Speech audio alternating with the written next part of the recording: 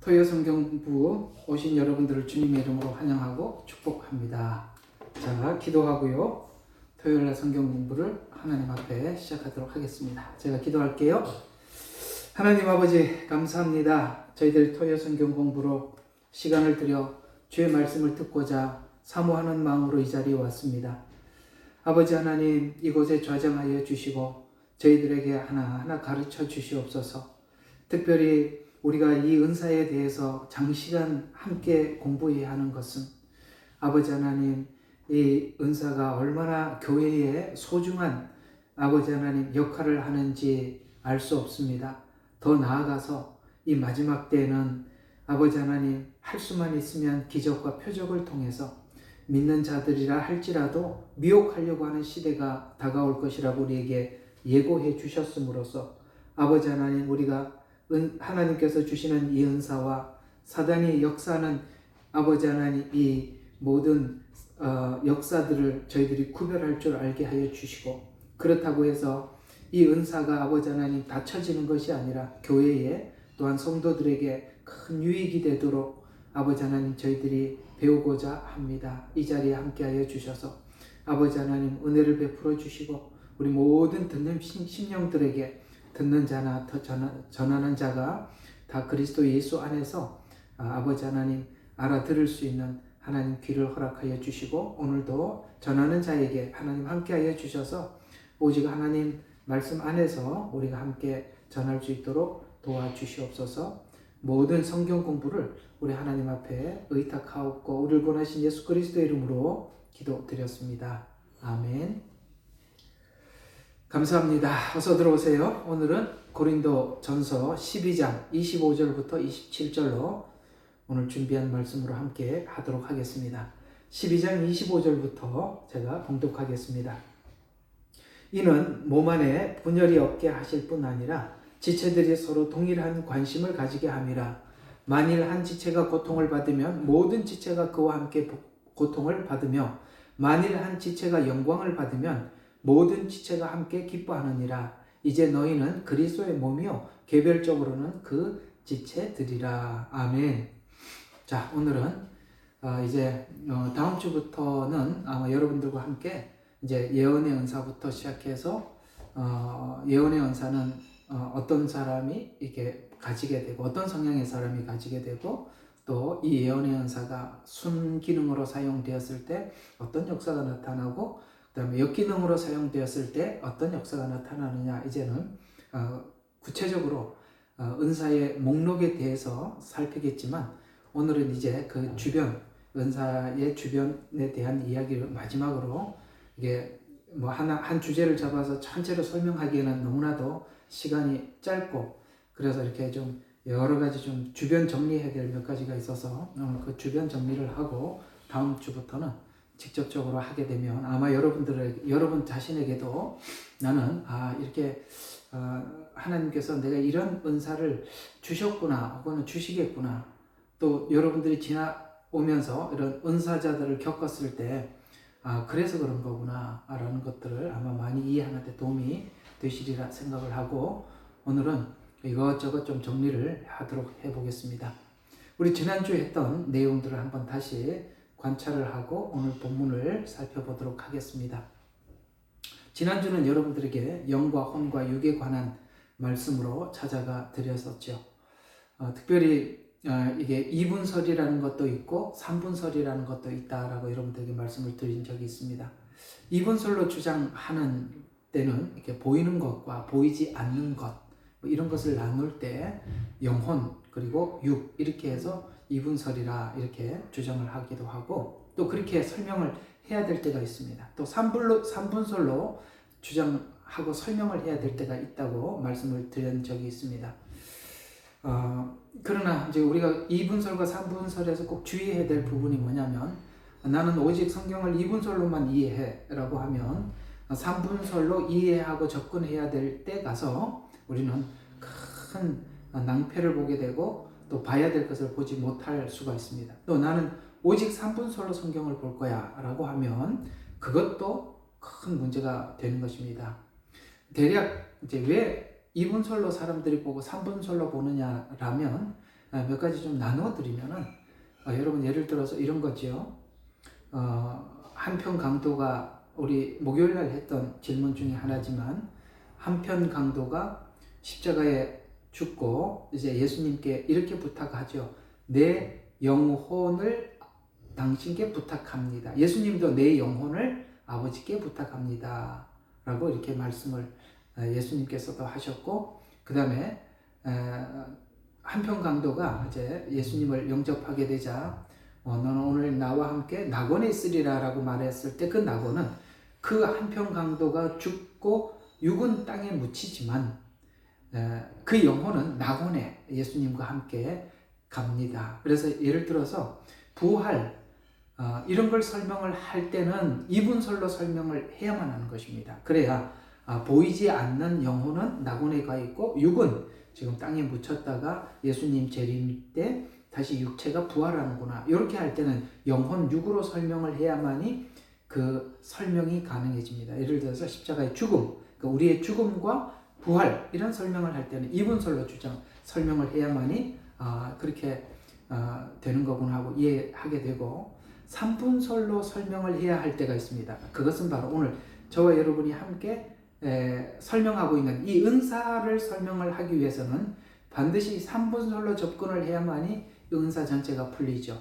예를 들어서 구원의 성화되는 과정, 이것도 삼분설로 접근을 해야만이 성화가 이렇게 이해가 되거든요. 그러니까 우리가 예수님을 영접했어요. 예수님을 영접하면은 영이 바뀌죠. 우리 이제 지난날 하나님의 영이 아닌 영이 우리를 그래서 지배하고 있다. 그 다음에 예수님을 믿자 성령님이 우리 속에 들어오게 되죠. 그러면은 영이 변화되죠. 그 다음에 혼과 육이 변하죠. 그러니까 영이 바뀌니까 생각이 바뀌죠. 생각이 바뀌니까 삶이 바뀌죠. 그러니까 요 세 개가 따로 나누어서 설명을 해야 되잖아요. 구원을 설명을 할 때는. 그래서 만약에 구원을 이분설로 설명을 해버리면 구원파 같은 이단이 나오게 되는 거거든요. 구원파 이단은 어떻게 주장하고 있습니까? 구원은 영혼이 받게 되고 육은 악하니까 그래 육은 마음대로 우리는 죄를 지어도 뭐 하나님께서는 이해하실 것이다 라고 해서 죄를 정당화하게 되죠. 그럼 그런 걸 가지고 이제 이분설로 주장하기 때문에 그런 것입니다. 그러나 구원을 설명을 하고 성화를 설명하기 위해서는 반드시 삼분설로 접근을 해야 하는 것입니다. 그렇게 설명을 해야 되는 것이죠. 또 은사를 여러분들과 함께 설명을 하고 있는데 이 은사도 동일하게 삼분설로 설명을 해야만이 이 은사가 이해가 되는 것입니다. 그래서 이 이분설과 삼분설은 무엇을 설명하느냐에 따라서 이분설로 접근을 해야 되는 때가 있고 또 삼분설로 접근해야 되는 때가 있다. 이렇게 여러분들이 이해를 하시면 되겠습니다. 저번 주 여러분들과 나누었던 그 영혼 육에 관한 이 강의는 굉장히 중요한 겁니다. 정말 중요한 겁니다.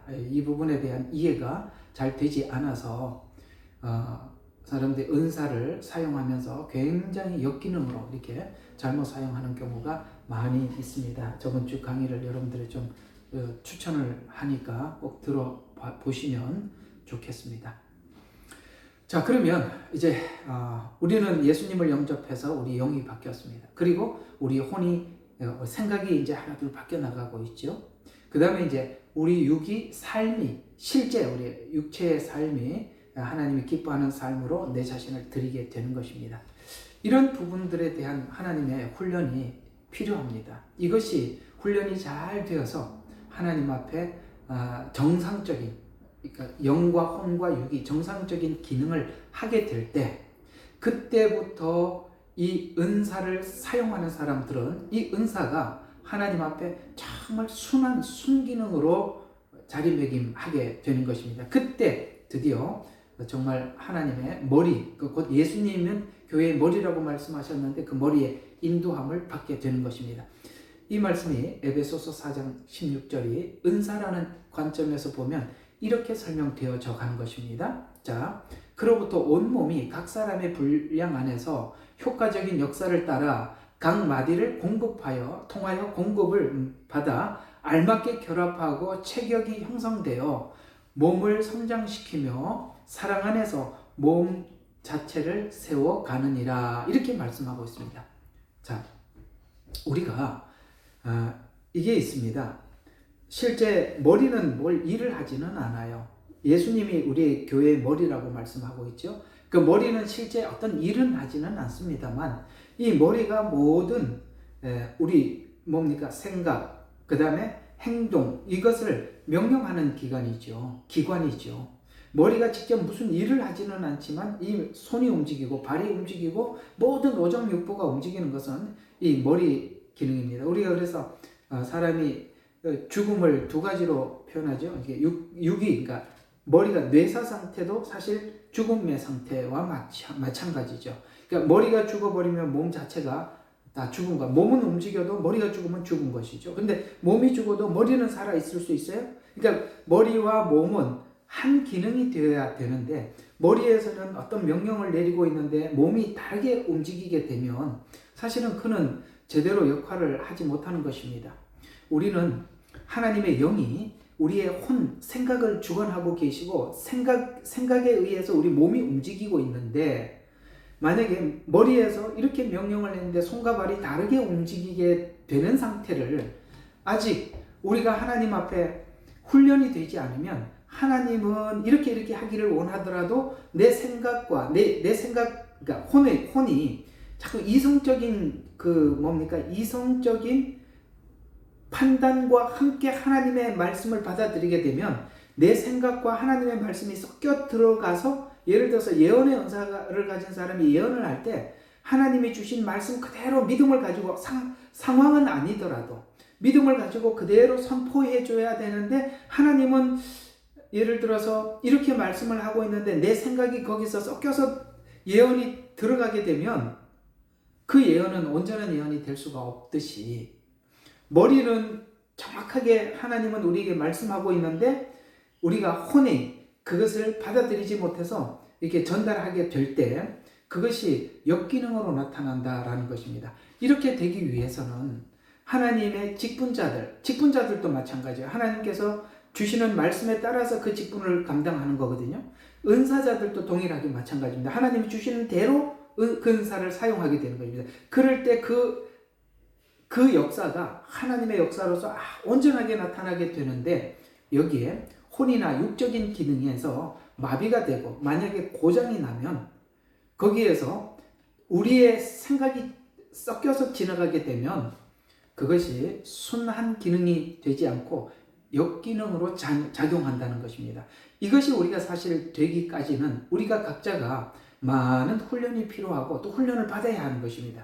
그렇게 훈련을 받지 못하면 훈련이 되어 있지 않으면 그런 기능들은 참 많은 부분이 역기능으로 나타나는 것입니다. 여러분들이 이 많은 분들이 처음에 은사를 사용할 때 순수하게 쓰더라도 세월이 지나면 사람들이 자꾸 바뀌어가는 것이 바로 우리의 혼적인 생각들이 들어가거나 욕심이 들어가거나 자기 그 이성이 들어가는 순간 그 은사들은 사실 그 사용을 받은 그러니까 혜택을 받은 사람들이 나중에 이 은사자들이 뭔가를 하려고 할 때 굉장히 거부감이 들게 되는 이유가 바로 역기능, 자기 생각이 포함해서 들어가기 때문에 그렇게 되는 것입니다.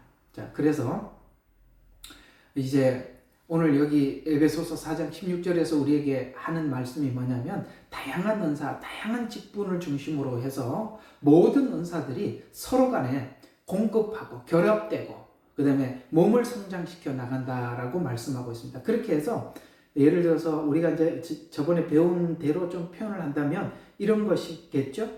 하나님께서 누군가는 예언을 하고 누군가는 방언을 하고 그래서 방언과 예언이 잘 어떻게 합니까? 오늘 여기 본문대로 표현하면 서로 공급하고 잘 결합되어서 몸을 이렇게 자라게 만들고 교회가 자라게 우리 신앙을 성숙하게 도움을 준다라고 말씀을 하고 있습니다. 그래서 어떤 한 은사만이 한 은사가 사람들에게 전부 혜택을 주는 것이 아니라 모든 은사들이 합해서 우리 개인적인 신앙도 업그레이드하고 교회의 신앙도 건강하게 만들어 나간다라는 뜻이 되겠습니다. 이런 차원에서 보면 직분자들이나 은사를 받아서 교회에서 사용하는 모든 사람들은 바로 이렇게 서로 협력하고 내 은사만이 최고다 이렇게 하는 것이 아니라 협력하고 도움을 주고 서로 이렇게 결합하고 공급해주고 이런 것들이 필요함을 말씀해주고 있습니다. 그러려면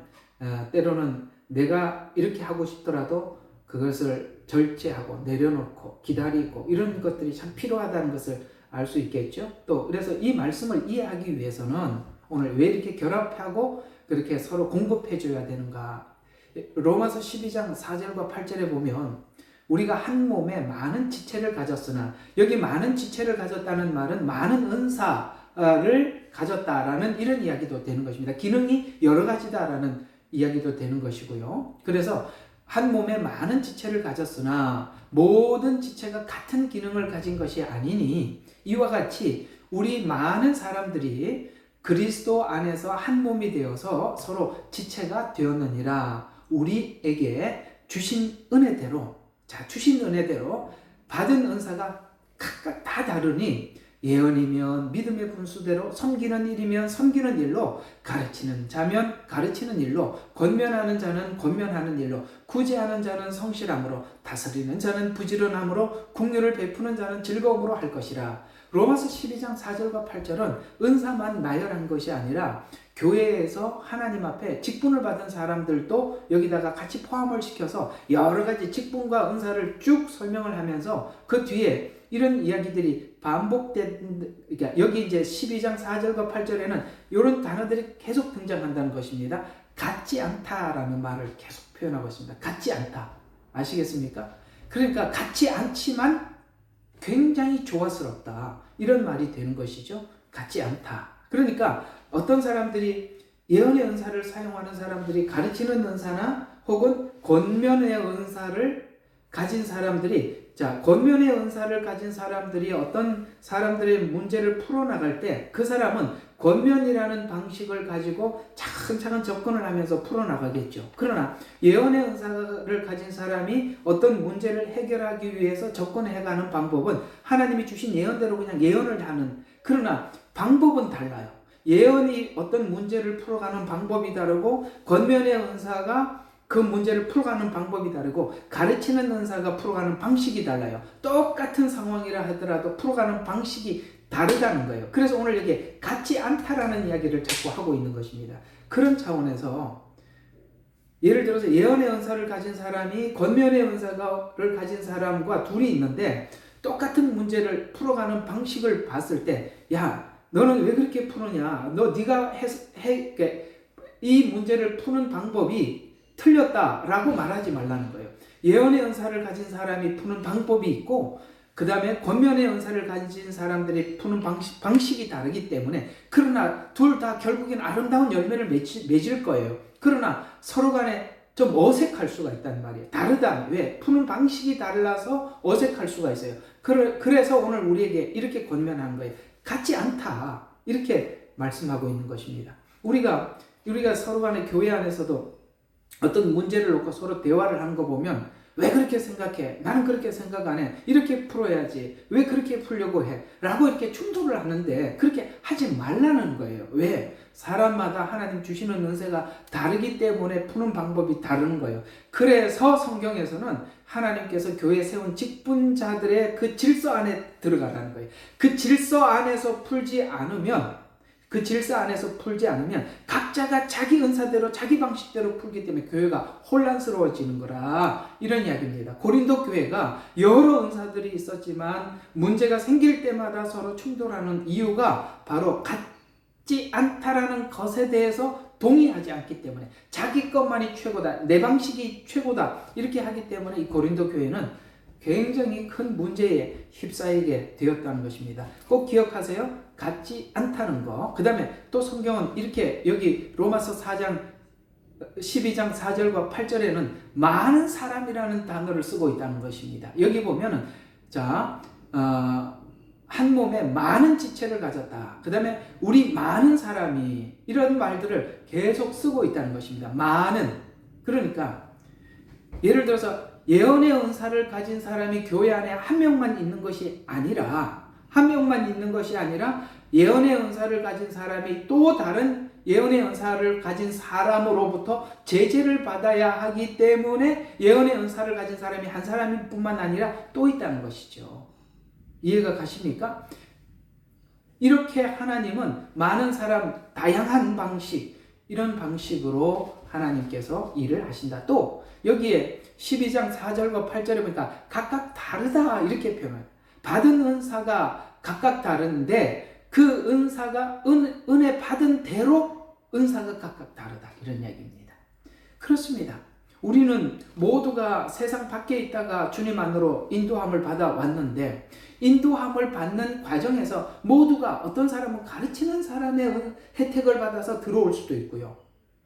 아시겠어요? 가르침을 받은 은사. 어떤 사람들은 예언의 은사 때문에 들어오게 돼요. 어떤 사람은 병 고치는 은사 때문에, 어떤 사람들은 신유의 은사를 통해서 들어오는 사람들 있단 말이에요. 그래서 우리가 각각 받은 은혜가 달라요. 그래서 은사가 각각 다르니라고 이렇게 이야기하고, 그래서 여러 은사들을 좀 나열을 하는데 예언, 섬기는 거, 가르치는 거, 권면, 구제, 그 다음에 긍휼, 이런 이 목록들은 이제 여러분들과 함께 할 겁니다. 요 12장 4절과 8절에 있는 이 목록들은 제가 이제 다음 시간부터 하나하나 풀어 드리도록 하겠습니다. 자, 오늘 이 말씀을 꼭 잘 기억합시다. 자, 같지 않다. 두 번째, 많은 사람.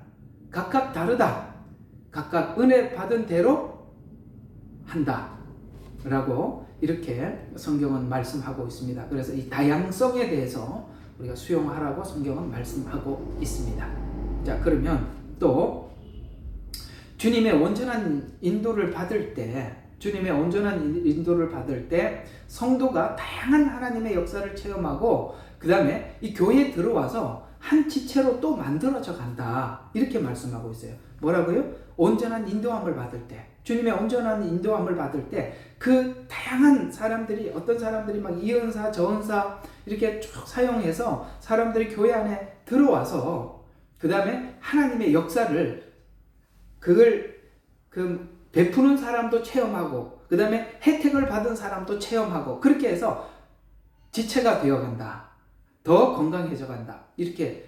자, 고린도전서 12장 4절과 6절 이제 조금 전에 읽었던 그대로 여기서 보면 다양한 은사들, 그 다음에 성령을 통하여 다양한 봉사들, 그 다음에 주는 동일하고 다양한 역사들이 있으니 모든 것 안에서 모든 것을 역사하시는 하나님은 동일하다라고 이렇게 이야기했어요. 여기 보면 은사를 통해 드러나는 것이나, 자, 은사를 통해서 하나님께서 일하는 방식이나, 그 다음에 여기 봉사들이 있대요. 또 교회 안에는 은사만 하나님이 사용하는 것이 아니라 은사를 통해서 하나님께서 사람들을 교회에 데리고 왔다면 또 어떤 사람들을 통해서 구제나 그 다음에 긍휼의 은사를 이런 것을 통해서 또 하나님은 봉사를 통해서도 그들을 하나님 교회 안에 세우는 일을 하게 하고, 그래서 은사, 봉사 이런 것들이 다 같이 아울러져서 하나님의 역사를 나타나게 하시는데 그것이 전부 다 그리스도를 나타나게 하고 그리스도의 하나님의 교회를 건강하게 만든다라고 이렇게 말씀을 하고 있습니다. 봉사, 은사, 역사 이렇게 말씀하고 있다는 것입니다. 자, 이런 것들을 통해서 하나님의 사람들이 교회에 와서 영적으로 회복되고 그 다음에 회복되고 나면 교회의 지체가 되고 교회의 지체가 되면 각자가 나에게도 하나님께서 부르심이 있구나. 그래서 내가 할 일이 무엇이구나. 그래 내가 하나님께서는 나를 불러서 교회에 봉사의 일을 하게 하시는구나. 그래서 그걸 하나님 주신 은혜대로 마음에 주신 대로 구제를 하고 혹은 어떤 사람들은 긍휼을 베푸는 긍휼 사역을 하기도 하고 그렇게 하게 하시더라. 그래서 고린도전서 계속 12장 오늘 12장 21절과 24절에 보면 결국에는 이게 다 회복되고 나면 내가 할 일이 있고 그 다음에 모두가 다 교회 안에 필요한 지체로서 누구나 다 정말 필요한 그렇게 영역에서 자기가 일을 하게 되더라. 자, 그래서 12장 21절과 24절에 이렇게 말씀하고 있어요. 눈이 손에게 나는 너에게 필요 없다 하거나 절대 그렇게 할 수 없죠. 눈이 없이 손이 어떻게 일을 하겠어요. 또 머리가 발에게 나는 내게 필요 없다라고 말할 수 없느니라. 다르지만 다양하지만 일체성을 가지고 있는데 그래서 우리가 필요 없다라고 그러니까 눈은 눈의 일만 열심히 해주면 손은 손의 일을 하게 되고 발은 발의 일을 하게 되듯이 머리가 발에게 나는 너에게 필요 없다라고 말할 수 없느니라. 약하게 보이는 지체가 요긴하고 덜 귀히 보이는 몸의 지체들이 더 존귀를 입으며 우리의 아름답지 못한 지체를 아름답게 입혀주느니라. 그래서 약한 지체들을 보강하고 그 약한 지체들이 일어서도록 아름답게 만들기 위해서 이 모든 그 은사가 동원이 되어서 그들을 세워간다라고 이렇게 말씀하고 있습니다. 그렇습니다. 우리가 하다 보면 약한 자, 그 다음에 덜 존귀하게 여겨지는 자, 아름답지 못한 자, 이들이 더 하나님 앞에 그 존귀를 입어가겠죠. 또 하나는 이런 의미가 여기 또 담겨 있는데, 사실 우리가 영광을 받는 것은 한번 생각해봐요. 어떤 일을 했어요. 손과 발이 열심히 해서 참 사람들에게 칭찬을 얻게 될 때 손이 나와서 나 손인테 칭찬해라, 아니면 발이 이렇게 발을 들고 내가 수고했으니까 나한테 칭찬해라 하는 것이 아니라, 우리가 온 몸이 일을 했더라도 칭찬받는 것은 얼굴이 받지요. 머리가 받지요. 그건 누굽니까? 하나님의 영광을 받으시는 거죠.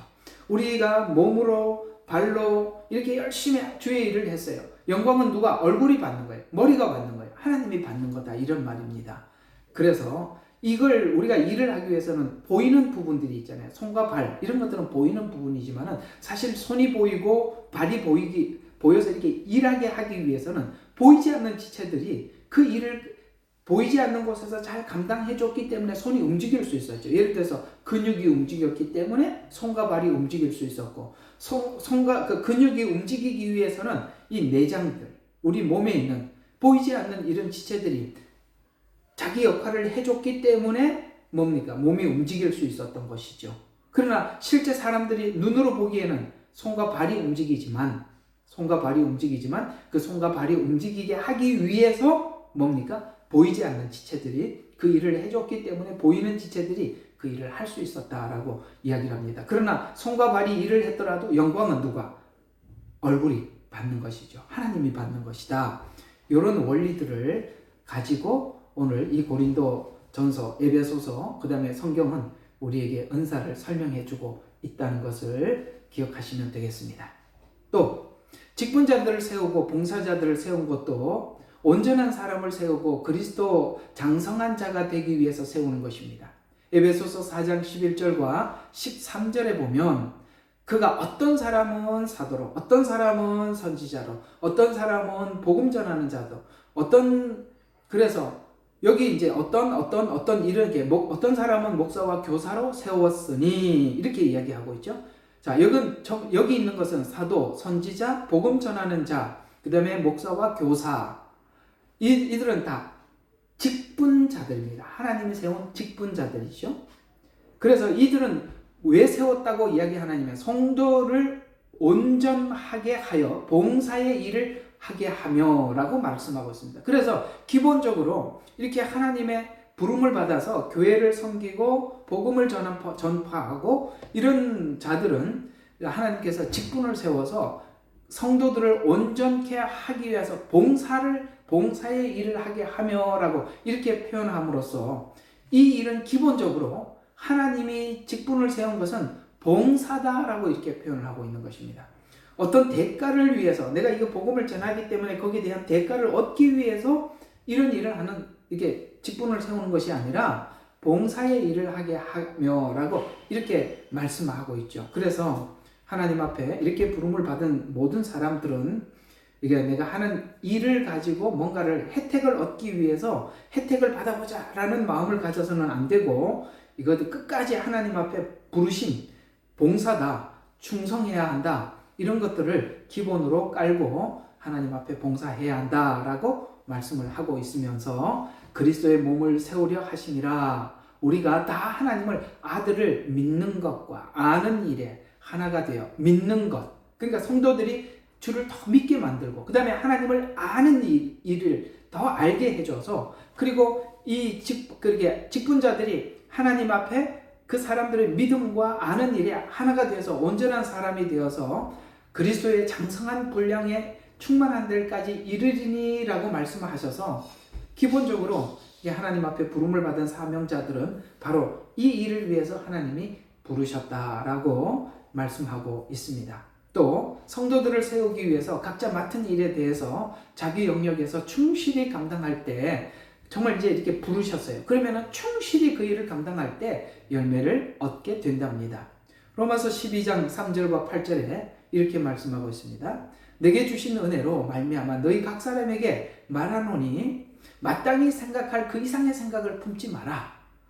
이건 무슨 말입니까? 마땅히 생각할 그 이상의 생각을 품지 말라는 말은 다른 사람들의 직분이나 은사의 영역을 넘지 말라. 너에게 맡겨준 그 일만 열심히 잘해라 라고 이야기합니다. 그러니까 남의 일에 너무 간섭하지 마라. 여러분 성경에 보면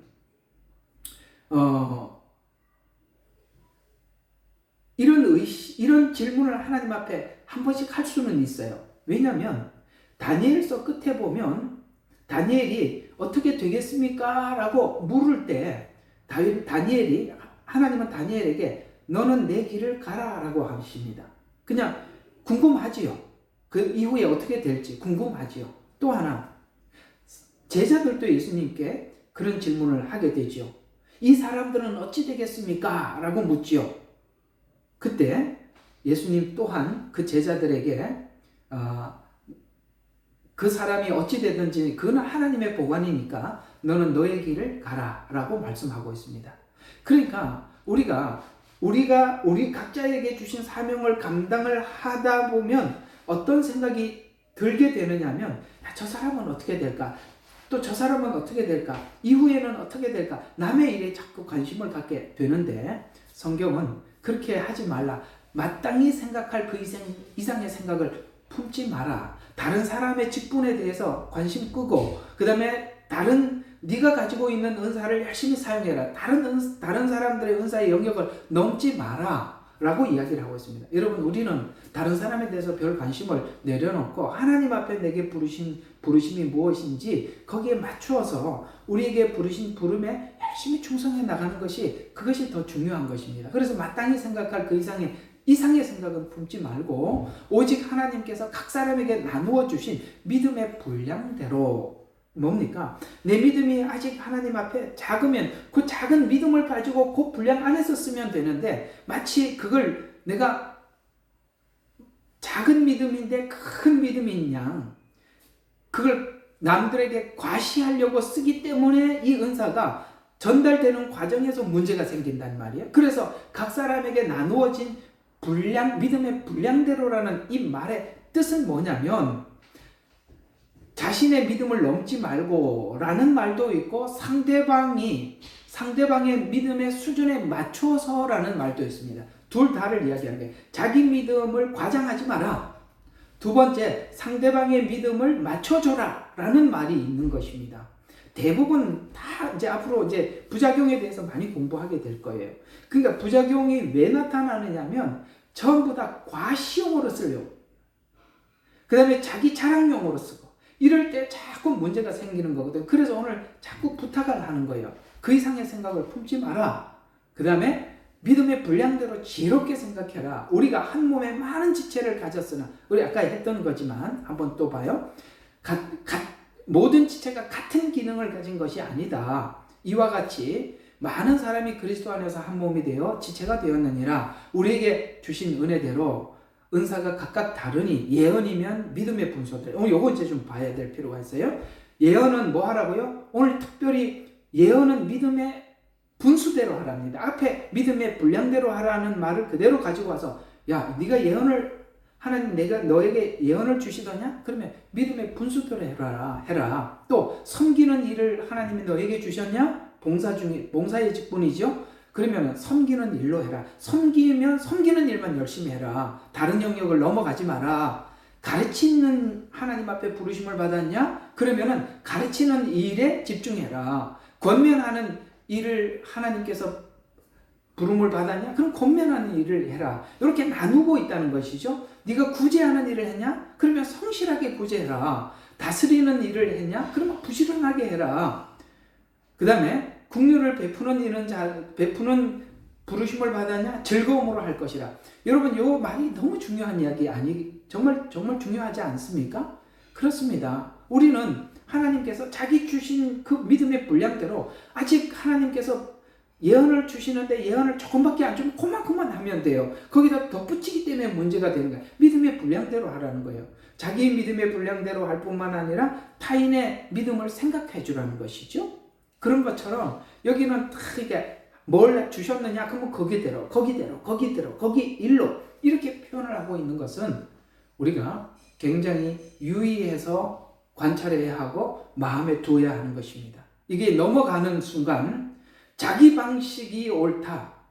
이 방식대로 해라. 이제 나중에 보면은 은사가 충돌하는 경우가 많아요. 어떻게 충돌을 하느냐면 이제 예를 들면 이렇게 충돌이 되는 겁니다. 조금 전에 말씀드린 것처럼 예언의 은사가 문제를 해결하는 방식이 있고 권면의 은사가 해결하는 방식이 있어요. 예를 들어서 이렇게 한번 봅시다. 베드로가 아나니아 삽비라가 죄를 짓고 왔을 때 그 즉시 하나님께서 가르쳐 주셔서 뭐 어떻게 합니까? 아나니아가 그 다음에 삽비라가 죽음을 당하지요.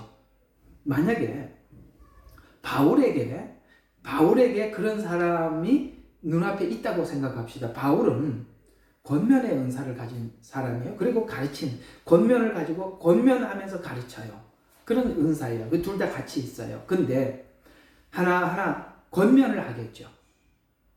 근데 베드로는 권면을 한 게 아니라 그 즉시 하나님이 주신 메시지대로 그냥 전해버렸죠. 그래서 똑같은 문제가 상황이 발생했더라도 푸는 방식이 다르다. 그래서 뭐 하는 대로 이렇게 하라. 자기가 하나님 주신 그 방식대로 해라. 그러면 베드로와 바울이 만났어요.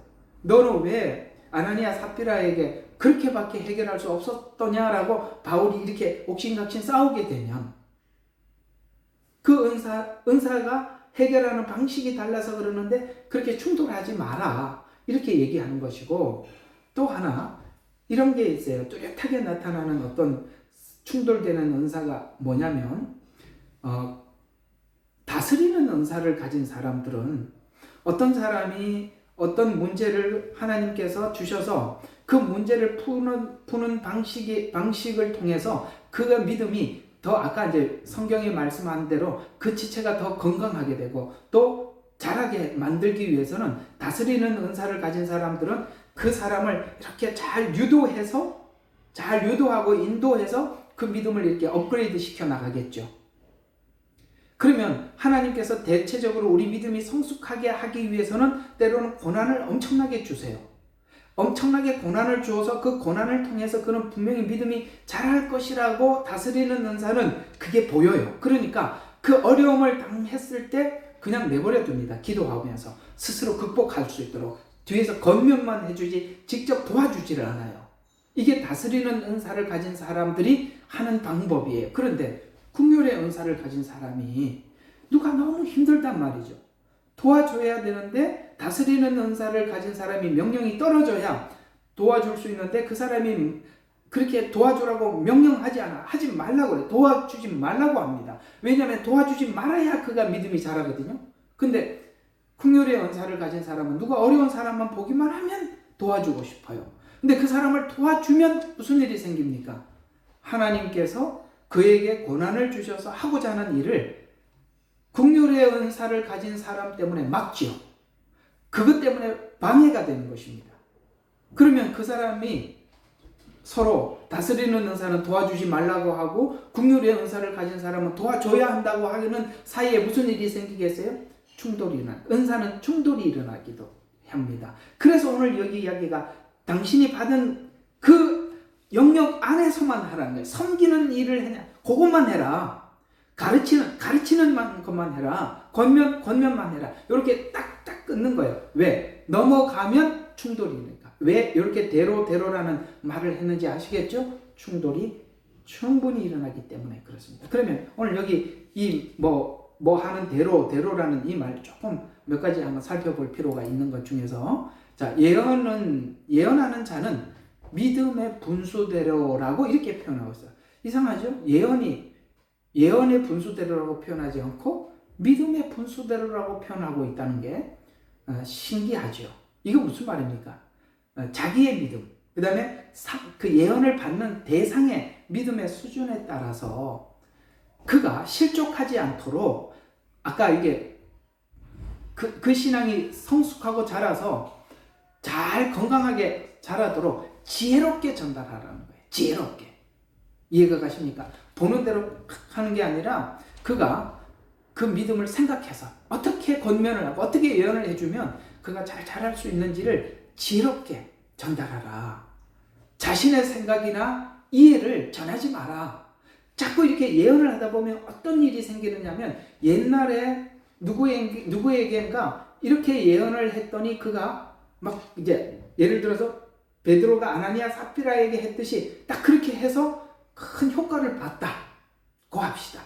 그래서 또 그런 사람이 오면 옛날에 그 사람에게 예언했던 해서 그 사람이 그러니까 예를 들어서 회복했다고 합시다. 회복했던 그게 생각이 나서 또 비슷한 상황에 온 사람들을 전에 했던 그 사람이 이렇게 해서 회복이 됐으니까 이 사람에게도 그렇게 하면 회복이 되겠지라고 전에 했던 방법을 이 사람에게 그대로 해버리면 큰일 난다 이 말이에요. 왜? 아까 믿음의 수준에 따라서 하라고 했단 말이죠. 이해가 가시죠? 옛날에 했던 성공적인 방법이 다른 사람에게도 똑같이 적용해서는 안 된다는 것입니다. 다르다 이 말이에요. 근데 오래오래 예언을 하다 보면 어떤 문제가 생기느냐 하면 노하우가 생기잖아요.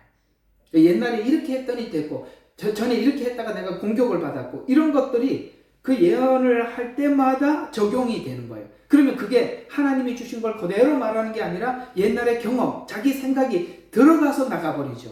그래서 문제가 된다 이 말이에요. 그런 모든 경험들 다 내려놓고 하나님이 주신 그대로 믿음에 따라 지혜롭게 해라. 아셨습니까? 그 다음에 구제하는 사람은 성실하게 구제를 계속해라. 이게 무슨 말일까요? 구제하는 자가 성실함으로 하라고 한 이유는 구제 활동을 정직하고 충실하게 해라. 속임없이 해야 한다라는 거예요. 성실이라는 말을 붙여놨습니다. 여러분 구제를 하다 보면 어떤 일이 생길까요? 그 구제를 계속 하다 보면 나는 이게 구제를 하면 이게 그런 게 있어요. 구제를 하다 보면 처음에는 구제를 받는 사람이 고맙게 생각을 하죠. 그러나 나중에 시간이 가면 갈수록 당연시 여깁니다. 그래서 처음에는 되게 고마웠다가 시간이 지나면 지날수록 당연해지고 나중에는 마치 자기에게 당연히 해야 된다고 생각을 하고 안 하면 화를 내요. 실제 그런 경우들이 많아요. 그런데 하나님께서 그들에게 계속 구제를 하는 사람들이 지치니까 성실하라. 이 말을 붙여주는 것입니다. 우리가 이렇게 보면 국률 사역을 하는 분들이 계세요. 여기 이제 구제나 국률 이게 다 같은 룰에 들어가 있는데요. 영등포역 앞에서 계속 음식을 나누어 주기도 하고 어려운 사람들 이렇게 찾아가서 돕기도 하고 이런 사역을 하시는 분들이 계세요. 그런 사람들이 하기 쉬운 것이 뭐냐면은 난 도와줘야 될 상황이면 그 사람이 도움을 받아야 될 입장이면 나중에 내가 이렇게 구제를 하더라도 나중에 그 사람에게 보상받을 내가 지금 수고한 만큼 대가나 보상을 받을 전혀 그게 없어요. 근거가 없어요. 왜냐하면 그 사람이 계속 힘들게 사는 사람이니까. 그러니까 자기가 이렇게 애를 써도 나중에 돌아오는 게 없다 이 말이에요. 돌아오는 게. 그러다 보니까 그게 내가 이게 계속 해야 되나? 라는 생각이 들겠죠. 그래서 성경은 성실하게 해라라고 성실을 뒤에다가 붙여놓은 것입니다. 또 하나 다스리는 자는 부지런함으로 이렇게 표현하고 있습니다. 여러분 이 다스리는 사람은 리더십과 관리의 책임을 가진 자들인데요. 그들은 게을리하지 않고 적극적으로 열심히 수행해야 한다고 말씀하고 있습니다. 왜요? 리더가 쉬면 모든 것이 올스톱이 되잖아요. 그렇기 때문에 다스리는 사람은 이건 짐이 무겁겠죠. 모든 것을 기획하고 또 그 다음에 끌고 나가고 그 다음에 혹시 내가 그걸 기획을 하지 않고 계속 사람들에게 이렇게 가세요. 다음 방향은 이쪽입니다. 이렇게 설명을 해주려면 너무 힘들죠. 그러나 그가 먼저 부지런하게 이걸 기획해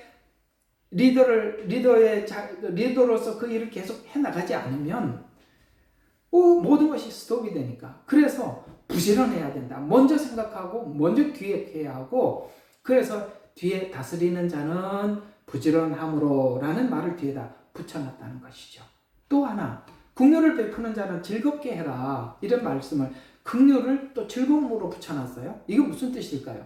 긍휼은 자비를 베풀 때 마음에서 우러나오는 기쁨으로 해야 한다는 것입니다. 특히 긍휼의 은사는 의무감이나 책임감, 그 다음에 부담감이 직분을 내려놓게 하기 때문에 그것이 즐거워야 해요. 근데 이게 하나님이 주신 은사를 가진 사람들은, 이 긍휼을 베푸는 사람들은요, 계속 아무리 힘들어도 이게 의무감이나 부담감, 그러니까 긍휼의 은사가 없는 사람들은 하면 계속 그게 의무감이고 부담 때문에 하게 돼요. 그러면 내려놔야죠. 근데 이상하게 하나님께서 이 긍휼의 마음을 주시면 이게 계속 뭘 해도 계속 즐거워요.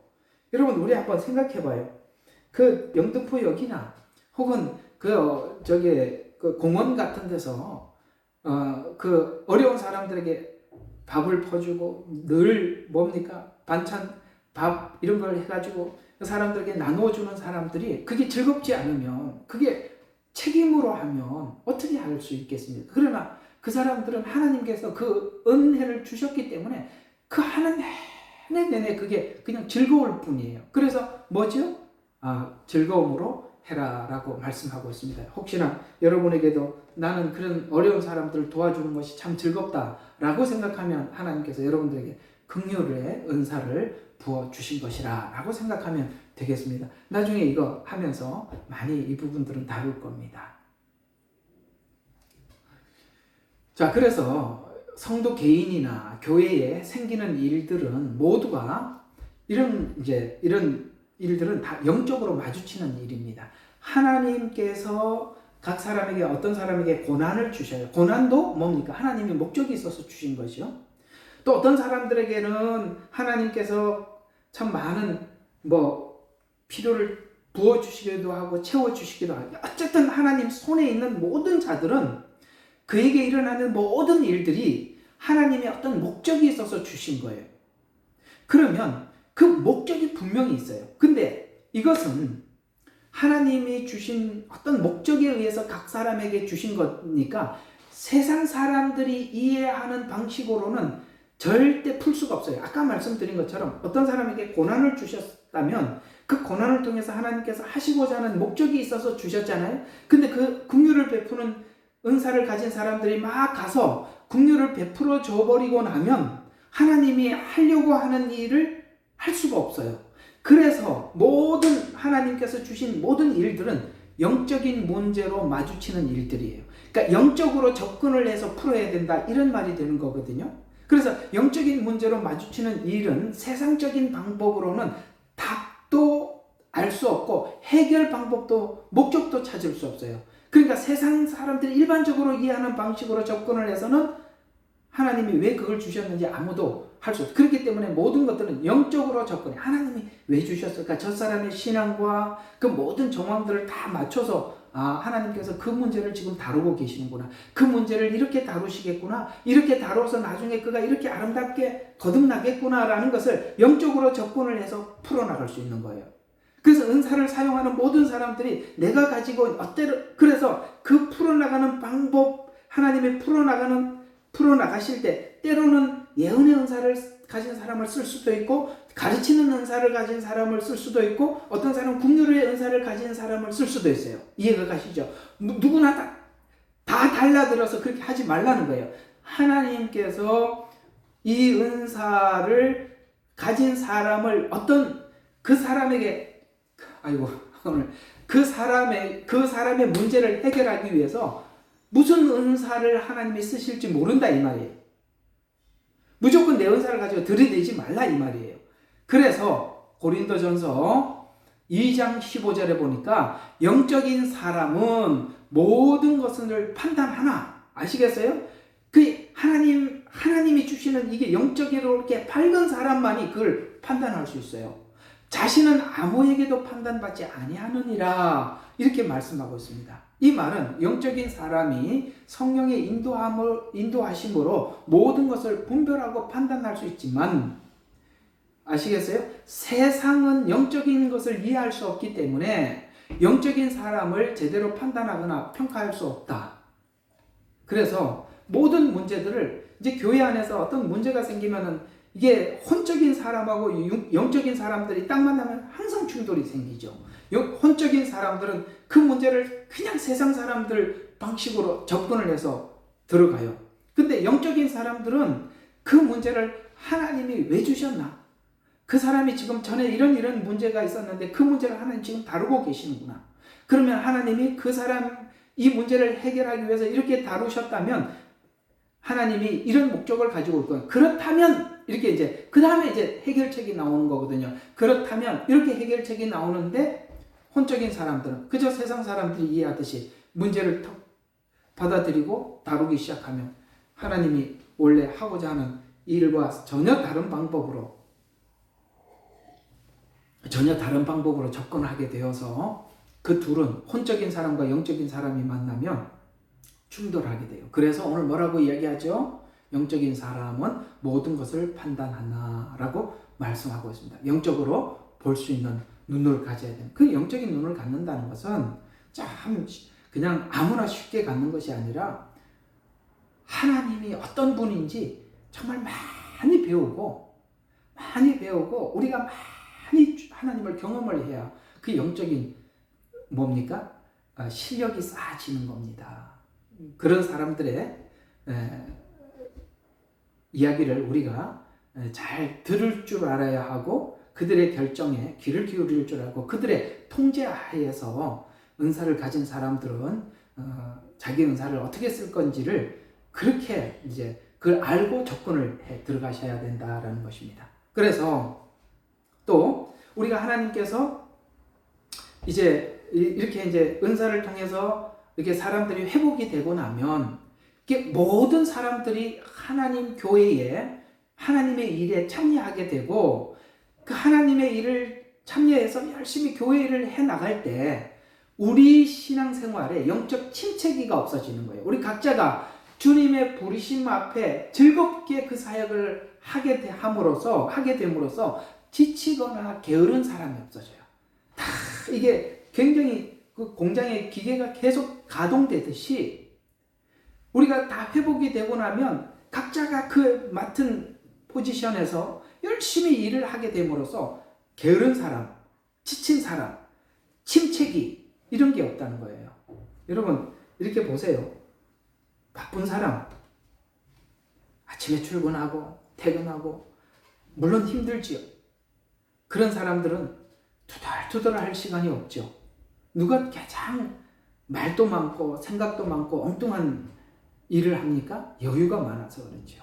그렇습니다. 우리가 하나님 앞에 적극적이면 우리는 침체하지 않아요. 침체될 일이 없어요. 왜 영적 침체기가 오느냐? 게으르니까 그런 거예요. 뭔가 하나님 앞에 해야 될 일을 놓쳐서 그런 거예요. 자, 고린도전서 12장 25절과 27절에 보니까 이는 몸 안에 분열이 없게 하실 뿐만 아니라 지체들이 서로 동일한 관심을 가지게 하려 함이라. 아시겠어요? 이렇게 하나님 앞에 이렇게 하나님의 일에 참여하게 하시는 이유가 뭐냐? 분열이 없게 하게 하려 함이라. 분열이 없어져요. 이렇게 하나님의 일하는 방식을 알고 나면 내 은사가 옳다, 네 은사가 이렇게 하지 않아요. 분열이 없어요. 뿐만 아니라 동일한 관심을 갖게 돼요. 왜냐하면 게으르고 그 다음에 여유로우면 다른 생각을 하게 되거든요.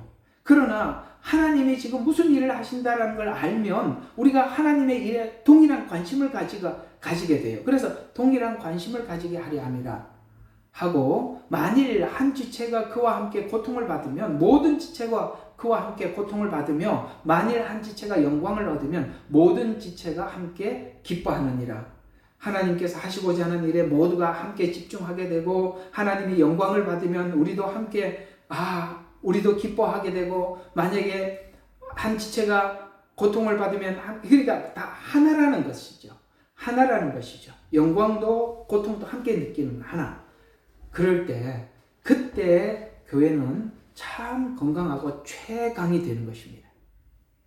이렇게 하나님의 관계가 회복되어져서 지적인 부분, 정적인 부분, 의지적인 변화를 일으킨 자가 몸으로 순종하게 될 때 은사가 정상적으로 순기능으로 발휘하지만 그렇지 않을 때 부작용으로 나타나게 됩니다. 은사는 왜 부작용으로 나타나게 되는 것일까? 자, 왜 은사는 부작용으로 나타날까? 자, 첫 번째, 자기 은사를 남에게 강요할 때 부작용이 나타납니다. 자, 이렇게 이 말씀이 하나 있어요. 하나님께서 똑같이 사도로 부르시더라도 그 사도들이 각자가 해야 될 하나님의 그 부르심이 다르거든요. 자, 한번 봅시다. 고린도전서 3장 5절과 6절에 이렇게 말씀하고 있습니다. 누가 무엇이냐? 아볼로는 무엇이냐? 우리는 주의 일꾼들이라. 너희로 믿게 한 이는 주시니 각각 너희가 맡은 일을 한 것이라. 그러면서 자, 우리가 각자가 하나님 앞에 부르신 대로 그 일을 한 것이다. 그러면서 예를 이렇게 들어요. 나는 심었고, 나는 바울입니다. 아볼로는 물을 주었으나 자라나게 하시는 이는 하나님이시니 그런즉 심는 이나 바울이죠. 물 주는 이 아볼로죠. 본체가 아니다. 오직 자라나게 하시는 이는 하나님이다. 이런 말씀을 하고 있습니다. 이게 무슨 말일까요? 바울도 설교를 하고 아볼로도 설교를 해요. 그래서 근데 바울이 설교할 때와 아볼로가 설교하는 것이 다를 수밖에 없지요. 왜냐하면 바울은 지금 심는 부르심을 받았거든요. 바울은 가서 교회를 개척을 하고 빌립보 교회를 개척하고 에베소 교회를 개척하고 아시겠습니까? 다니면서 계속 선교, 3차 선교 여행을 하면서 계속 교회를 세워나가요. 이게 바울의 부르심이에요. 그게 심는 사역이에요. 그러나 아볼로는 이렇게 심는 사역이 아니라 물을 주는 사역이에요. 아까 이제 바울이 심어놨으면 성도들이 교회를 세우고 하나님 교회를 모아놓으면 바울은 가서 양육을 하는 거예요. 그게 물을 주는 사역이에요. 이와 같이 이게 사역 자체가 다르다 보니까 성경을 설교를 할 때 바울은 대중들이 하나님 앞에 돌아와서 교회를 세우고 예수님을 영접하는데 포커스가 맞춰 있겠죠. 아볼로는 설교를 할 때 그가 돌아와서 예수님을 영접하는 것을 넘어서서 그들이 영접한 자들이 자라게 하기 위해서 설교를 포커스에 맞춰서 하게 될 것입니다. 그러니 야, 바울에게 너는 왜 아볼로처럼 이런 얘기를 안 해주냐? 혹은 아볼로는 너는 왜 바울처럼 그렇게 하지 않느냐? 그렇게 하지 말라는 거예요. 왜? 서로 간에 특히 하나님께 직분을 받은 목사들은 바울과 같은 부르심을 받은 자들이 있고 아볼로 같은 부르심을 받은 자들이 있어요. 예를 들어서 어떤 사람들은 막 교회에 막 모으는 사역이 있어요. 그럼 모아진 사람들이 이제 시간이 되면 자라야 되잖아요. 그 자라도록 하기 위해서 가르치는 아볼로 같은 사역이 있단 말이에요. 그렇게 여러분들이 이렇게 목사님들을 설교를 둘을 딱 나눠놓고 보면 아, 그렇구나. 저분은 지금까지 가만히 메시지들을 관찰을 해보면 아, 바울과 같이 이렇게 심는 사역이구나. 아무개 목사님은 가만히 들어보니까 아, 저분의 설교는 지금 아볼로와 같이 물을 주는 설교였구나. 이런 걸 알게 되죠. 저 같은 사람은 아볼로 같은 사역이에요. 이게 어느 정도 왔는데 그 다음 이제 하나님 앞에 자라야 되는 이 상황에 와 있는, 그러니까 교회 막 온 사람들은 제 설교가 참 어려울 수가 있지만 그러나 어느 정도 하나님 복음에 대한 이해가 있는 사람들은 도움이 되죠. 아볼로 같은 사역이니까. 아시겠어요? 그래서 서로가 강요하지 마라. 부르심이 다르다. 이렇게 말씀하고 있습니다. 그러나 그럼 누가 더 귀한 사역이냐? 그거 없다는 거죠. 심는 이나 물 주는 이가 일반이에요. 본체가 아니란 말이에요. 그러나 자라나게 하시는 이는 하나님의 손에 달려있다. 그리고 우리는 그저 물을 주는 부르시면 그것만 열심히 하면 되는 거고, 그 다음에 심는 사역이면 그것만 열심히 하면 되는 거고, 그러면 하나님이 자라게 하신다. 이렇게 말씀. 자라는 것까지 부담은 갖지 마라. 참 이게 자유스러워요. 참 이 말씀이 너무 귀하더라고요.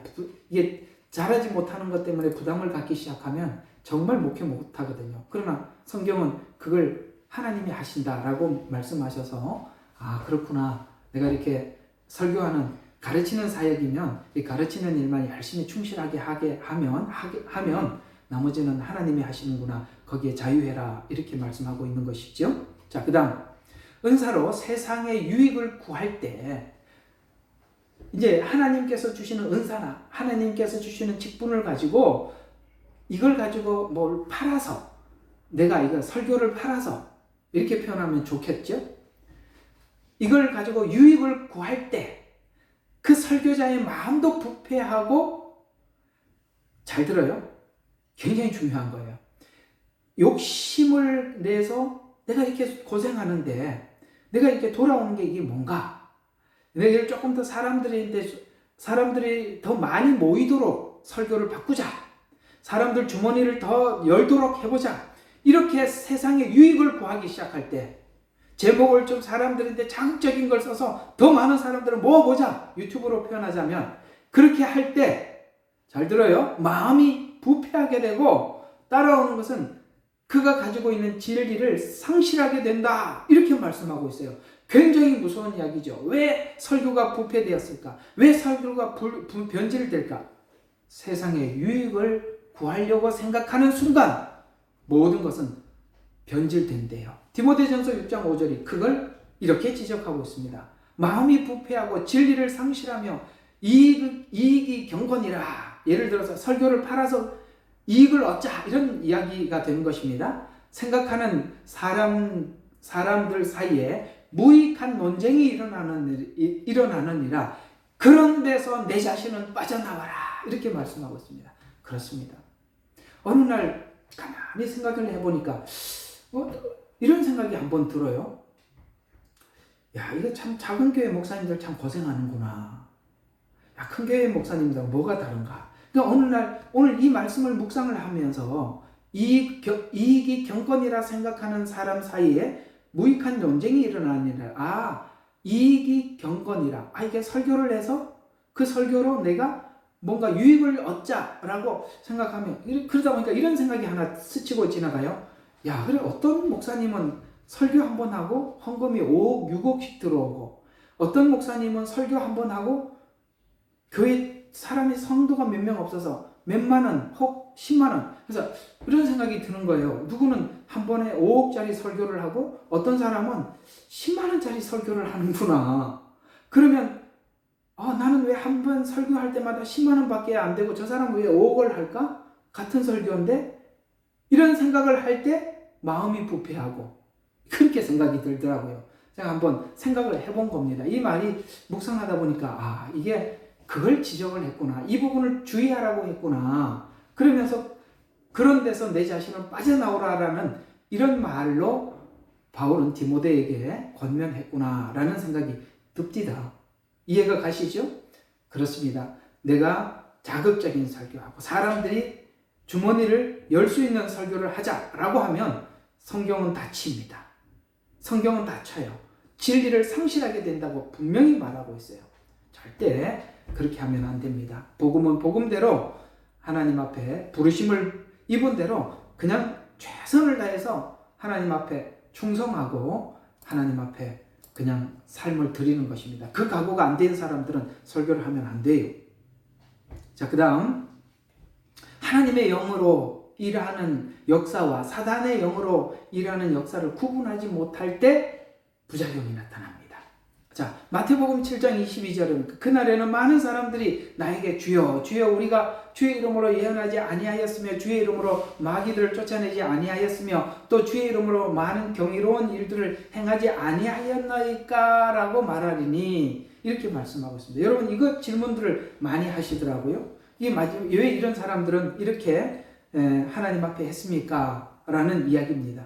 이게 무슨 이야기냐면 이제 이 사람들을 향해서 주님이 뭐라고 말씀하요? 도무지 내가 너를 알지 못한다라고 말씀하고 있습니다. 이게 무슨 말이냐면 자, 주의 이름으로 뭘 했습니까? 예언했습니다. 여기 지금 은사에 들어가는 범주지요. 예언의 은사가 들어가 있잖아요. 은사에 들어가 있는 범주입니다. 또 마귀들을 쫓아내는 이것도 뭡니까? 은사의 범주에 들어가 있는 것입니다. 경이로운 일들이라는 것은 은사가 하는 많은 일들을 이야기하는 것입니다. 쉽게 말해서 이 사람에게도 많은 은사들이 나타났대요. 그런데 문제는 뭐냐면 이런 모든 은사들, 예언, 마귀를 쫓아내는 것, 경이로운 일들은 왜 하나님께서 은사를 주셔서 그 은사자들을 통해서 하나님이 일하시죠? 대답 좀 해봐요. 왜 이런 일을 하지요? 이런 건 전부 다 외적인 은사들이에요. 예언, 마귀 쫓아낸 신비로운 일들, 이런 것들은 전부 다 밖에서 일어나는 일들이에요. 이거는 하나님의 하나님 되심을 알려주고 보여주고 그런 걸 하려고 하는 것입니다. 그러나 이런 걸 아무리 보여줘도 그 속에 예수님을 내 마음속에 모셔드리지 않으면 아무 의미가 없어요. 이게 히브리서 6장 이야기예요. 한번 비침을 받고 그 다음에 성령에 참여하고 이런 많은 일들을 많이 겪었어요. 많이 겪고 보고 듣고는 했는데 문제는 그것이 바깥에서만 일어난 일이 되지, 그런 바깥에서 일어난 이런 많은 역사들이 예수님을 내 마음속의 구주로 모셔드리게 하기 위한 방법으로 한 것이지 그 자체가 하나님의 역사는 아니라 이 말이에요. 그래서 이 말은 이런 이야기입니다. 외적인 역사는 내적인 변화를 위해서 주시는 것인데 외적인 역사로 인해서 하나님의 역사로 오해하면 내가 외적으로 막 손을 대면 막 귀신이 떠나가고 이런 것이 곧 내 안에 성령님이 계시고 은혜가 충만하고 하나님이 나를 쓰시고 이렇게 착각하기 시작하면 주님이 오시는 그날까지 내가 바깥에 일어나는 역사를 보고 내 안에 하나님이 성령님이 역사하신다라고 속게 된단 말이에요. 그래서 이는 한 번도 이 마태복음 7장에 나오는 이들은 예수님을 실제 내 구주로 영접한 적이 없어요. 왜?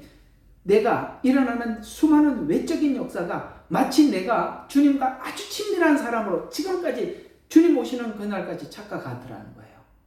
이런 사람이 있을 수 있습니다. 그리고 있어요.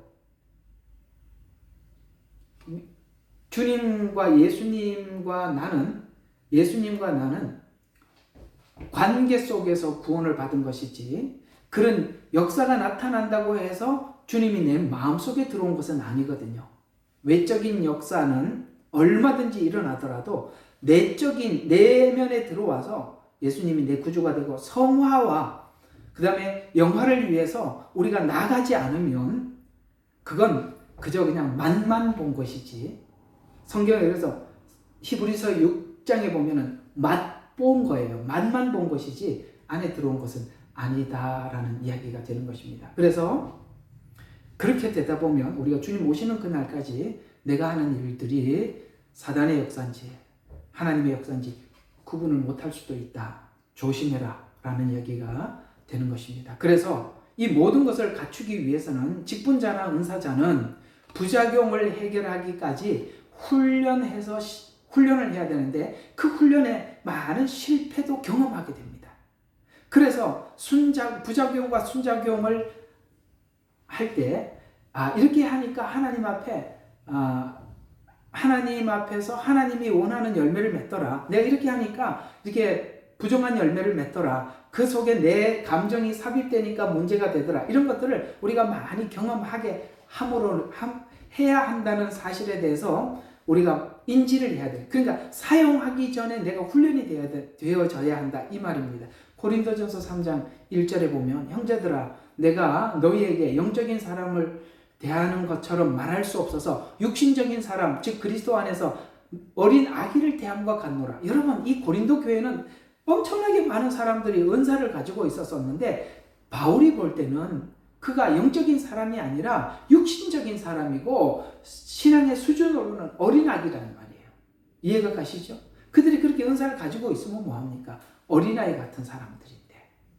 그래서 바울도 내가 너희들에게 어린아이처럼 대했다라고 이렇게 권면을 하는데 고린도 교인들이 이 말을 정말 겸손하게 받을까요? 받았을까요? 그걸 받지 못했기 때문에 고린도 후서를 기록하게 되었죠. 여러분, 제가 여러분들에게 누군가가 굉장히 믿음이 좋아. 그래서 사람들 믿음이 좋다고 생각하고 믿음이 좋다고 막 사람들이 어필을 해요.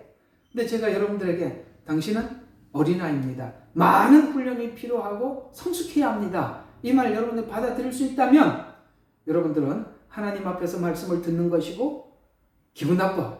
나를 어린아이 취급하다니. 그러면 여러분들은 그냥 어린아이입니다. 우리는 어린아이의 은사가 있다고 해서 자란 것이 아니라 어린아이라는 사실에 대해서 공감을 해야 돼요. 그래서 우리는 훈련에 적극 참여해야 하고 늘 겸손한 마음으로 하나님의 말씀을 경청하고 준비해야 한다는 것입니다. 또 은사가 아닌데 은사로 오해하는 것들. 그래서 이게 뭡니까? 이게 문제가 될 수도 있어요. 여러분, 은사를 사용하는 것과 직분. 직분은 하나님이 직접 세운 거예요. 은사는 하나님이 임의대로 준 겁니다. 자, 이거는 직분자는 하나님이 세운 자입니다. 세웠기 때문에 직분자에게 권위가 있어요. 은사자들은 하나님께서 필요에 따라서 준 자들이에요.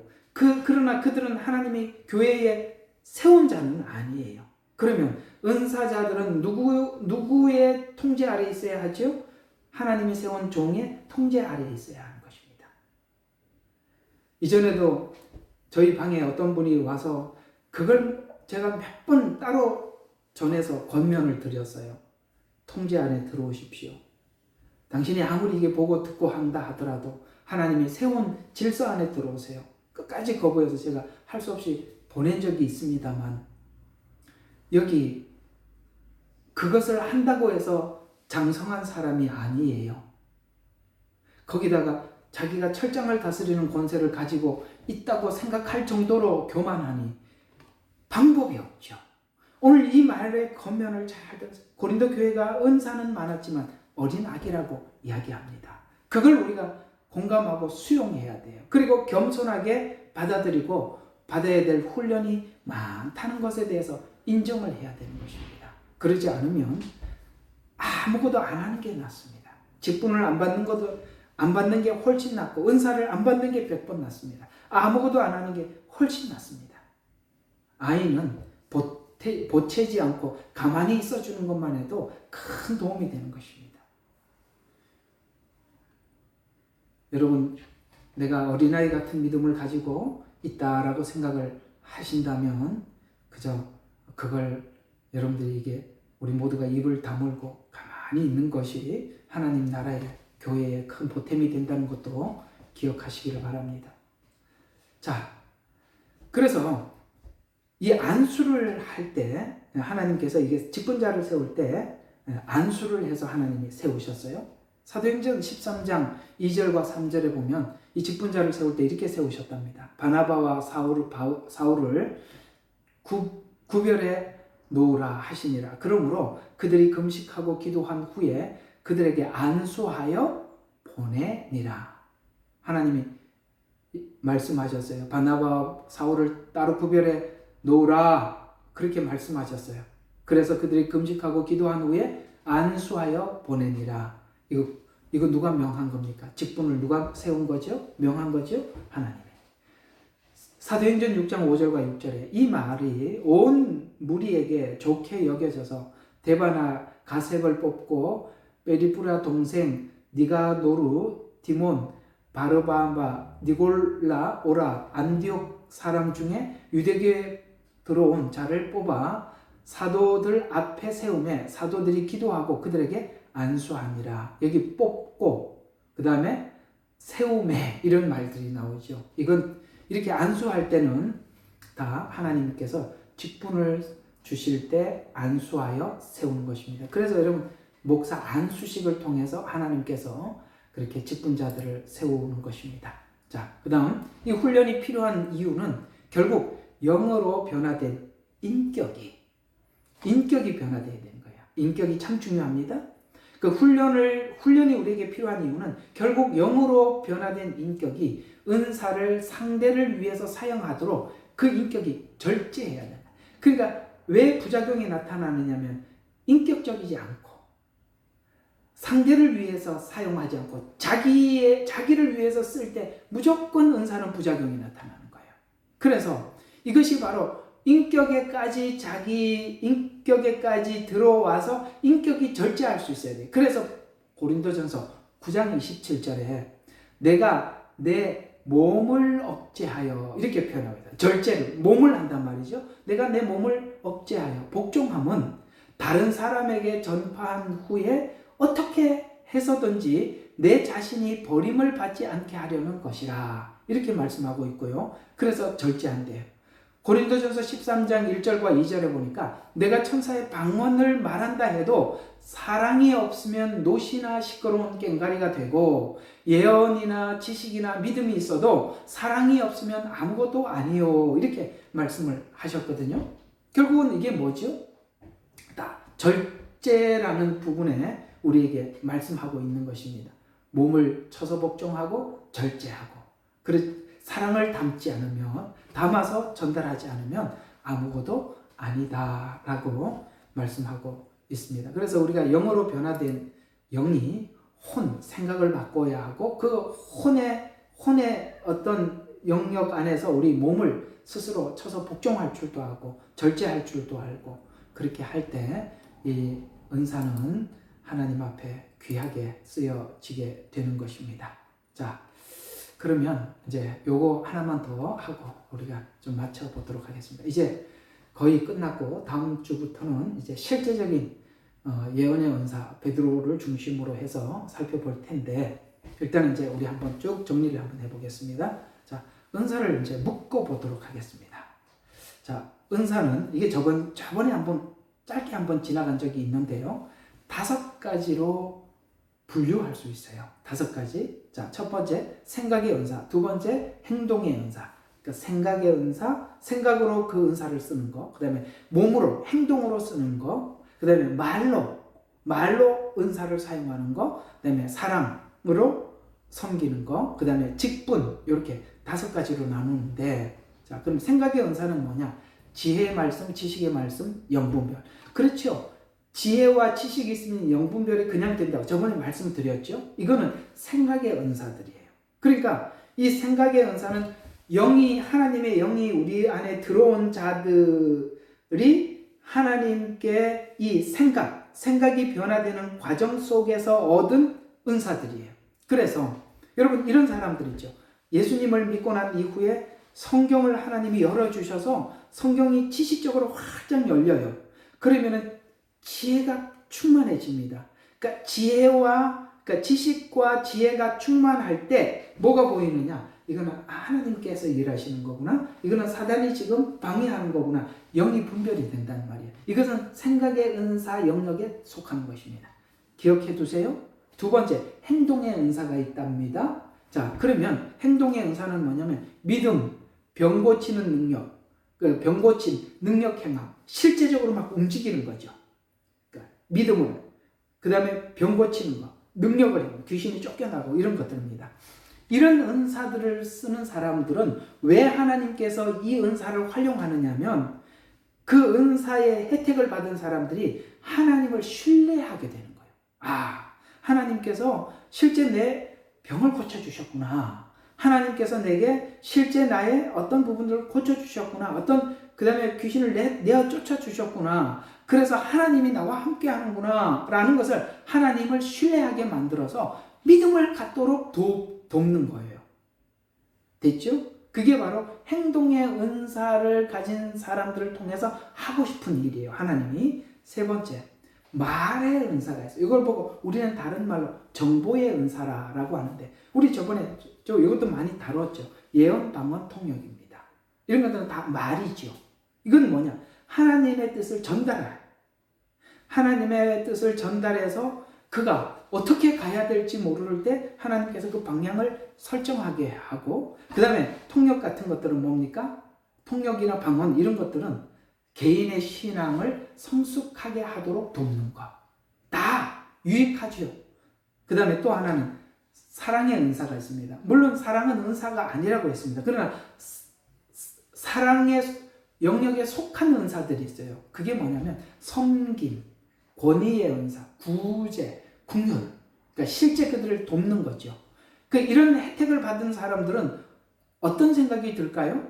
교회가 가진 사랑을 전달하는, 하나님의 사랑을 실제 전달해 줌으로써 하나님의 몸된 교회가 포용적이고, 그 다음에 사랑의 공동체임을 그들에게 알려주는 일을 하는 것입니다. 이게 바로 사랑의 은사가 하는 역할의 목적이죠. 또 하나, 직분의 은사가 있습니다. 직분도 큰 넓은 의미에서 은사에 들어간다고 그랬죠. 그건 아까 여러분들과 함께 읽었던 사도, 그 다음에 선지자, 복음 전하는 자, 목사, 교사, 다스리는 자, 이건 이제 장로를 이야기하는 것입니다. 그래서 이런 자들은 뭘 하느냐? 하나님이 이런 직분자들을 교회를 설립하게 하고, 그 다음에 그 지역을 전도하게 하고, 더 나아가서는 선교하게 해서 이 복음 전파의 중추적인 역할을 하기 위해서 하나님께서는 사도를 세우고 목사를 세워서 그 일을 하게 하시더라. 자, 다시 한번 정리 한번 해드릴게요. 생각의 은사, 지식, 지혜, 영분별. 그 다음에 행동의 은사, 믿음, 병고침, 능력 행함. 이런 거에서 하나님을 신뢰하게 하고, 곧 정보의 은사는 예언, 방언, 통역이 있는데 하나님의 뜻을 전달해서 그들의 개인적인 신앙을 성숙하고 방향을 잃었을 때 설정해주는, 사랑의 은사, 하나님의 사랑을 전달해주는 은사로 섬김, 권위, 구제, 긍휼. 직분의 은사, 사도, 선지자, 복음 전하는 자, 목사, 교사, 다스림. 이들은 교회를 개척해서 지역을 전도하고 더 나아가서는 세상에 선교하도록 하나님께서 주신 은사들이다. 자, 요 구분을 해주시면 되겠고, 자, 그럼 우리는 어떻게 은사를 발견할 수 있을까? 근데 이제 은사를 듣고 나니까 하나님 내게 주신 은사가 뭘까? 나도 그 은사를 찾을 수 있을까? 여러분 되게 궁금해하는 부분이겠죠? 자, 이건 이렇게 여러 가지로 은사를 우리가 내 안에 이런 은사가 있구나라고 발견할 수 있는 것 중에 우연히 발견할 수도 있습니다. 그러나 내 안에 은사를 발견하기 위해서는 반드시 해야 될 조건이 뭐냐면 하나님의 몸된 교회에 대해서 적극적인 관심을 가지고 적극적으로 참여해야 합니다. 저 바깥에 있는 사람들은 하나님께서 그 은사를 줄 수도 없고 쓸 수도 없어요. 교회 일에 적극적으로 나서면 내 안의 은사들이 발견되어지는 거예요. 하다 보면 우연히 발견할 수도 있고, 또 하나는 요즘은 이게 은사 테스트라는 게 여러분 해보신 적이 있죠. 그게 아주 오랜 옛날에 나왔었어요. 그래서 그런 은사 테스트를 통해서도 많은 도움을 받을 수 있습니다. 그것도 문제가 되는 것은 아니에요. 그것도 굉장히 큰 도움이 됩니다. 그 다음에 은혜가 성령이 충만할 때, 그때도 하나님께서 그 은사가 무엇인지 알려주시기도 하신대요. 사도행전 13장 9절과 11절에 이렇게 말씀하고 있어요. 사울이 곧 바울이라는 이름을 가진 자는 성령이 충만하여 엘루마를 주목하여 이르되, 오 아들이요, 모든 속임과 모든 사기의 자식이며 사단의 자식이며 모든 의의 길을 굽게 하는 자여, 내가 언제까지 주의 곧바른 길을 굽게 할 것인가? 보라, 이제 주의 손이 너에게 임하여 내가 어둠 속에서 보지 못하리니 때가 어느 때까지든지 해를 받지 못하리라 하매라고 이렇게 말씀하고 있어요. 그때 여기에 지금 이렇게 책망을 하고 그것을 확인해서 책망을 할 때가 언제냐면은 여기 성령이 충만하여라고 표현하고 있습니다. 그렇습니다. 이렇게 성령이 충만할 때, 내 안에 이런 은사가 있구나. 또 내게 전에는 없었지만 이 은사를 사용하는구나 라는 것을 우리가 경험하게 되는 것입니다. 하나님께서 하나님을 믿는 모든 성도들을 통해서 복음을 전파하기 위해서 내 안에 어떤 은사가 평상시에는 발견되지 않았다 하더라도 하나님이 필요한 상황에 오늘 사도행전 13장 9절과 11절처럼 하나님께서 드러나게 해 주실 때도 있습니다. 실제 이런 선교지에 가보면 이런 일들이 많아요. 한 번도 그 복음을 전하지 않는 지역에 가서는 우리가 성경을 가지고 그들에게 하나님 계십니다, 예수 믿어야 구원받습니다, 그건 그들에게는 아직 이런 때거든요. 그러다 보니까 하나님께서 보낸 우리들을 통해서 나에게는 평상시에는 한 번도 일어나지 않았던 일이지만 가서 병자들이 있어서 손을 얹고 그냥 성경에 그렇게 기도해 주라 그래서 기도를 해줬더니 진짜 병자가 나아요. 그런 일들이 있단 말이에요. 왜? 그들에게 하나님께서는 하나님의 사람들을 통해서 하나님 되심을 보여주시기 위해서 다른 데서는 그런 일이 없더라도 하나님께서는 필요에 따라서 우리에게 그렇게 쓰실 수 있어요. 또 언제 또 우리가 은사를 발견할 수 있게 되느냐면 그 은사를 사용하기 위한 소원이 생길 때가 있어요.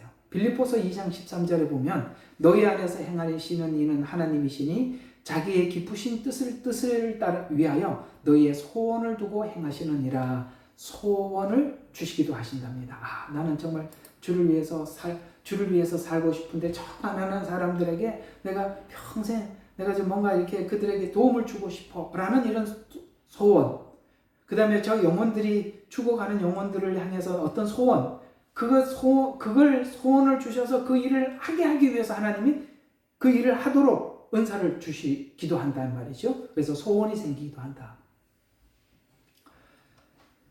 자, 여기까지만 오늘 하도록 하고 다음 주에 이제 정말 구체적으로 여러분 실제 도움이 되는 내용으로 여러분들을 찾아가 보도록 하겠습니다. 오늘 강의는 특별히 무슨 주제를 잡기보다는 이건 꼭 좀 해드려야 되겠는데 그렇다고 그 주제를 잡고 다 설명하기에는 내용이 짧고 그러나 꼭 또 알기도 해야 되겠고 라는 부분들을 이곳저곳 주섬주섬 모아서 여러분들에게 마지막으로 정리를 해드렸습니다.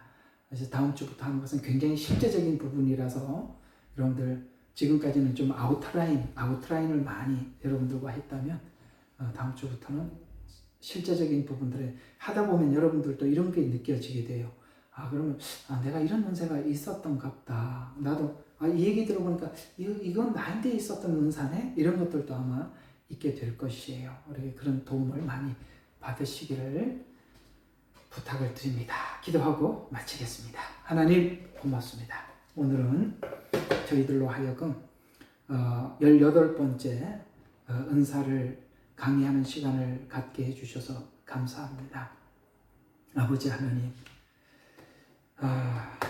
이 내용이 정말 우리에게 정말 필요한 이유는 은사에 대한 이해가 없으면 하나님께서 이 마지막 때 복음을 아무리 알고 있다 할지라도 아버지 하나님 우리가 은사의 도움을 받을 수 없기 때문입니다. 주님, 그러기에 아버지 하나님 우리가 은사의 도움을 받고 또 은사의 도움을 받을 뿐만 아니라 이 은사의 도움이 혹 하나님이 주신 것인지 사단이 이 일을 사용하고 있는지 우리가 훈련되어져야 하고 이해되어져야 하기 때문에 이 긴 시간 이 문제를 다루고 있습니다. 주님 도와주십시오. 저들에게 이해할 수 있는 지혜를 주시옵소서. 이 강의를 들을 때 딴 생각하지 않게 도와주십시오. 나하고 맞는가 틀리는가 맞추는 일에만 집중하지 말고 하나님께서 오늘 내게 무엇라고 말씀하시는가에 귀를 기울여서 아버지 하나님 우리가 얻고 돌아가게 해주십시오.